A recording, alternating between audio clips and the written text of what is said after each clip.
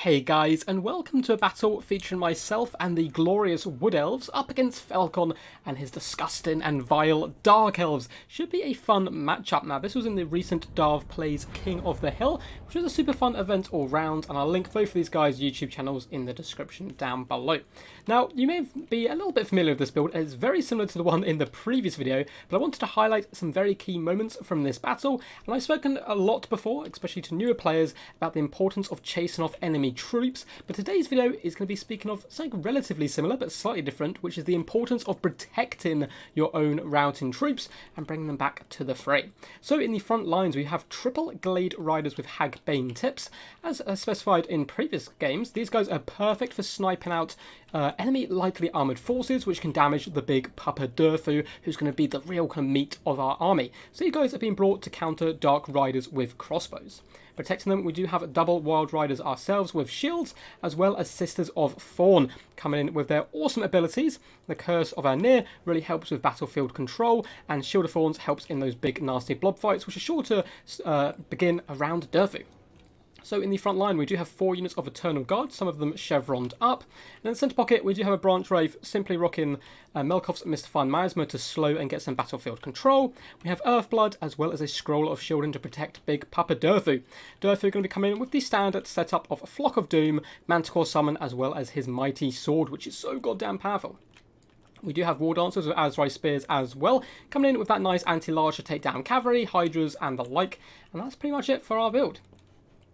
So for Falcon, the Dark Lord himself does have quite a lot of skirmishes, but only one Dark Rider with Repeater Crossbow, which I'm both happy and sad about, as I kind of brought a counter towards them, but at the same time, he doesn't have the best options now for taking down Durfu, at least in the skirmish game. So Dark Riders with Repeated Crossbows and a ton of Dark Riders with shields dotted all the way along. He also has some Cold One Knights to support them, and a pretty cheap and cheerful front line of Dread Spears mixed in with Bleak Swords all the way dotted along, which again, cheap, cheerful, really good up against Way Watchers and the like, and this build in general is quite a nice counter to Way Watchers skirmish play. He's brought a Sorceress of Beasts as well, coming in with the Manticore Summon, as well as the, I believe that, let's double check. Oh, come on. If this young lady wants to stay still and let me catch it, there we go. Pan's Impenetrable Pelt, coming in with some good physical resistance overall, so nice picks all round. Don't get to see that spelled too often. And he has gone for the dreaded double Hydra, so War Hydra mixed with the Chill of Sontar. And I believe he was doing a bit of a theme for this stream and was bringing the chill in all the matchups, but I did not expect the double Hydra. For his leadership core, he also has a master as well, going to be given that fantastic Guardian and Anti-Large, as well as a basic Dreadlord with sword and shield on top of a cold one here, which is a pretty interesting model and something you don't get to see very often. So let's begin. So I do notice that he is moving a lot of his cav over to the right hand side, and I did manage to spot his Dark Riders Repeated Crossbows, and they're the first target I really want to take out. So we are going to be moving Glade Riders along to the right, not falling for the trap too much of wanting to shoot the Hydras. We can do some decent AP damage overall, but these guys of course do have missile resistance and can regen as well. I didn't take off auto fire, however, thinking there's going to be enough micromanagement as there was. So we do waste a few rounds into the enemy, but we get over to this kind of engagement we want to be. We also move over our Wild Riders just to support as they're fantastic counters charging Dark Riders and the like. So looks like we are finally starting to get a few shots into his pesky Dark Riders Repeated Crossbows. They will go down very quickly. We don't want to be targeting these Dark Riders with shields. However, of course, the shields will give them a nice bonus, but while they're running away like this, we can also shoot them in the back. So the Hydras are pushing up, and I don't have too many great counters. What realistically I want to do is be getting my War Dancers to protect my cav here, my Wild Riders, saturating them on top and winning the cav engagement so I can surround my enemy. But realising the double Hydra, I want to keep these guys close to Durfu, so when he does drop that Sword of Dave and lowers their armour, they can be in there to punish them. Wild Riders do overextend a little bit. I was trying to get a sneaky charge on the Dark Riders, who are slightly faster than the Wild Riders, and we're desperately bounding back now. Going to be taking a few early losses here as we try and pull back as fast as possible. Also some life breath attacks coming in as well, and pinning down some of the Glade Riders. So we are going to be unleashing some shots now, also getting these Sisters of Thorn and other Wild Riders over here, just to say hello and push these guys back. And it looks like nice micro by Falcon does move those guys back, but I got caught up on the War Hydras as my Wild Riders are now desperately trying to fall back as much as possible. We are also leaving the safety of the trees to try and engage with this weakened left-hand flank and really crush it with Durfu as quick as possible while we fall back with the rest of our troops. Now we are going to use some Eternal Guard up into the War Hydra. They can just pin him in place and do a nice little bit of poke with their giant spears as the Hydra tries to chase, and he has no chance of realistically catching these fast cav. Big Papa Durfu is in the front lines now, slapping at some bleak swords very, very effectively here. Already up to 11 kills, and crushing one with his foot, which is some beautiful stuff overall. War Dancers are pushing through, just trying to push back the Cold One Knights as quickly as possible before returning to attack the Chill of Sontar.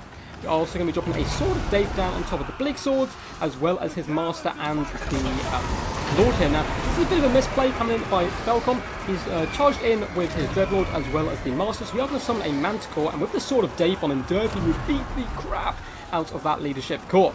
Over up on the high ground here, I do have my Wild Riders a little bit too stuck in. They did charge in and get some nice damage on some Bleak Swords. With the Hydra in here, they really need to be falling back. So a little bit of misplay on both sides. However, the Glade Riders with Hagbane tips have done some fantastic damage, arcing those shots up and over the battlefield on top of those pesky Dark Riders. Now, in this big engagement, we do have our War Dancers as well as Eternal Guard completely surrounding and butchering that Dreadlord, who has been terrified, and we're doing fantastic damage to the Chill of Sontar, who's getting incredibly beaten up here. Nice damage coming overall from the Feral Manticore. A big Flock of Doom as well, going down on the Dark Riders, just trying to get some extra value, and our Missile Cav Core is relatively healthy. We get a nice engagement on some Dark Riders. However, the Cold One Knights are here, so we drop a cheeky Curse to try and lower their melee attack and hopefully finish them off. But in comes the War Hydra, who's going to be a real pain. I am desperately trying to fall back. I'm spam clicking with my Wild Riders, but they're getting caught up now and again. So I make a pretty interesting decision. I decide to chase off the Dreadlord with the Manticore instead of the much slower Chill of Sontar. Of course, can regenerate, but I thought if I can snipe out his Lord, it will certainly help in the leadership battle late game with a big terrifying tree. So big engagement going down here with some Dread Spears up against the Eternal Guard. We are going to float over with our War Dancers and start to get a bit of pocket of strength stacked on top of Durf. Now, the Dark Riders have returned with their repeater crossbows, so we're going to be pushing up our Glade Riders after this main engagement is lost by us, and try and snipe those guys out as quickly as possible. Double Hydra is getting very low here, however, they of course do have regeneration. I don't really have the best tools to punish them. Eternal Guard, though, still going to be getting in there and doing some decent work. You can even see the Chill of Sontar's healing cap is appearing on his health bar. So I'll push the Glade Riders here, going to be getting some nicer volleys into the Dark Riders with repeated crossbows, which is the perfect target. As you can see, these guys get absolutely nuked here and start running for the hills immediately. The leadership does start to drop quite nicely, and Durfu does manage to catch that pesky Sorceress of Beasts. I'm trying to pin her in as much as possible with my War Dancers, but she is going to be able to escape here, which is rather annoying. And I believe she still has one Manticore summon left, and she is only terrified, so she can certainly come back to the main fight here. We are going to be chucking in some Glade Riders into Glorious hand-to-hand with some Dark Riders trying to push them back. A nice counter-charge coming in by the Cold One Knights. We are going to try and pull away from that as quickly as possible, while the other two Glade Riders attempt to snipe out this Dreadlord. Now, it's not the best target to shoot. She's relatively quick and heavily armoured and so forth, but down to just 802 health. I was really hoping to at least break her off the battlefield, as things were starting to go against me. As you can see, the balance power does start to fall away from me, as the Hydras do heal up quite effectively here. War Dancers doing their thing, going up against Cold One Knights, which is a nice target for them. However, they did get charged and they weren't braced too nicely. But Durfu, as well, doing quite happily dueling with Dread Spears here. So I see the double Hydra come in. I know this is a huge, key, important engagement. So we are going to summon a Feral Manticore, which is going to be used to rear charge these Hydras, as well as a big Sword of Dave, catching both the Hydras as well as some Dark Riders. So I'm trying to loop around the flanks as much as possible with my Glade Riders, just to focus down this Lord, who's down to just 550 health. The Hydras do both flee, which is obviously good play, trying to pull these guys back, but the Manticore getting some huge damage into this War Hydra, who is starting to break here, and it is very, very close stuff indeed. Velcon launching all his troops in here just to try and pin me back and save this Hydra. A summoned Manticore has come in as well, so unfortunately that Sorceress was allowed to return to the field. We do get a very big fat Flock of Doom here, just doing some consistent damage to all the troops, as well as beating up the Chill of Sontar very heavily here. Durfu really showing he is the true king of the monsters in these engagements. And then comes the Feral Manticore in a risky attack here. To be honest, Durfu can turn and slap him very quickly, but I'm desperately trying to focus down at these Hydras as much as possible. Glade Riders getting some decent shots once again, going after the Dark Riders as well as this Dreadlord, trying to force them off. And these Azrai Spears have been doing absolute fantastic work in the centre pocket. Already triple bronze chevron and up to 47 kills against large threats. It's some very impressive stuff. So we do finally manage to break the War Hydra. Now this is a really key part of the battle that I wanted to highlight. So at this point of the battle, what most players would be doing with their Dark Riders, their Dreadlord and so forth, is trying to push in, surround Durthu, or at least fend off these Glade Riders. But instead what we're going to see Falcon do is pull back with as many troops as possible to intercept my poor beloved Glade Riders and stop them from getting all this free value. A War Hydra which can regenerate is so powerful in the late game. I'm trying to get as close to him as possible with these Glade Riders to force him off the field. And we're getting pushed back by the Chill of Sontar and also getting caught up on some Dark Riders who are routing but still manage to somehow get in my way and stop me from getting through. And as you can see, he's made enough distance with the War Hydra that it has in fact rallied. And at the same time, the Dreadlord once again also breaks here, but at the same time, so many units have been left in reserve. He's not rushing at this main engagement, which of course we are winning with Durthu, routing the Feral Manticore as well as that pesky Sorceress of Beasts. And yeah, unfortunately my Glade Riders are forced off, so really nice backline protection, trying to save his own routing troops. And once again, the Dreadlord is routing here and running for the hills, so we're going to be trying to sneak in with Glade Riders where possible, just to try and snipe the Lord here. So this is my main way back into the game, and perhaps we can break the leadership of the Hydras if they do get a little bit low. So in come the Glade Riders, hopping on top of this Dreadlord, trying to take her down. She's down to just 330 health, but it is going to be really hard to break her.